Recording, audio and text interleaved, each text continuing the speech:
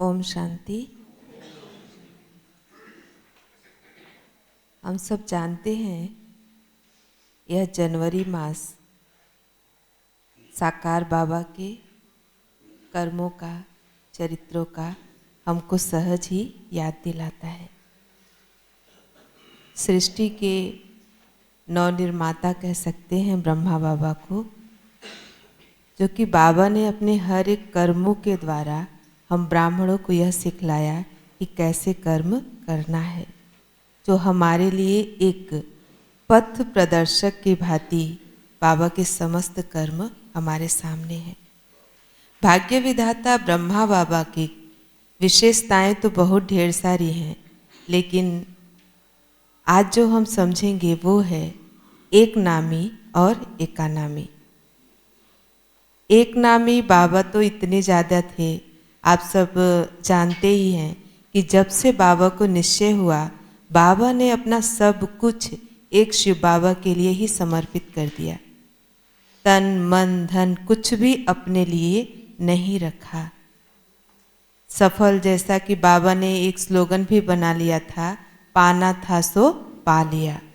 जो बाबा को पाने की इच्छा थी, चाहना थी, जैसे ही बाबा को प्राप्ति हुआ, बाबा ने सब कुछ शिव बाबा को समर्पित कर दिया। एकात्मकता बाबा के अंदर शिव बाबा के साथ इतना ज़्यादा था कि उस समय समझ पाना ये मुश्किल हो जाता था कि कब शिव बाबा हैं और कब नहीं हैं। कब ब्रह्मा बाबा अकेले मुरली में बोले, कब शिव बाबा के साथ में बोले, ये समझ पाना भी, अलग अंतर कर पाना भी बहुत कठिन था, क्योंकि बाबा और शिव बाबा दोनों समान रूप से धीरे धीरे एक होते चले गए और यह बाबा के एक नामी का ही स्वरूप था। उसी तरह से बाबा का इकोनॉमी को भी हम देखते हैं। अभी संडे जो बीता उसमें बाबा ने बताया सफल करो और सफलता पाओ। बाबा ने कहा था अपने समय, श्वास, संकल्प, जो हमारे स्थूल और सूक्ष्म खजाने हैं, प्रॉपर्टी है, सबको सफल करना है। तो ब्रह्मा बाबा ने उसी तरह से इकोनॉमी होकर के अपने संकल्पों को भी सफल किया, श्वास को भी सफल किया। जो बातें 2 लाइन में हो सकती थी, वो 10 लाइन में जाकर के बाबा ने न सुना और ना ही उसका विस्तार किया।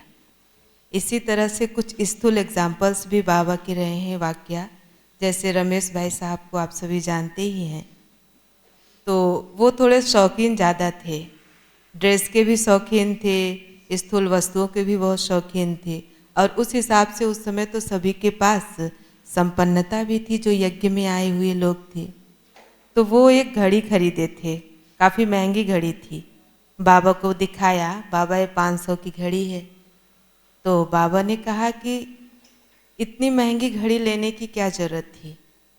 तो रमेश भाई जी ने कहा कि बाबा ये बहुत अच्छा काम करती है।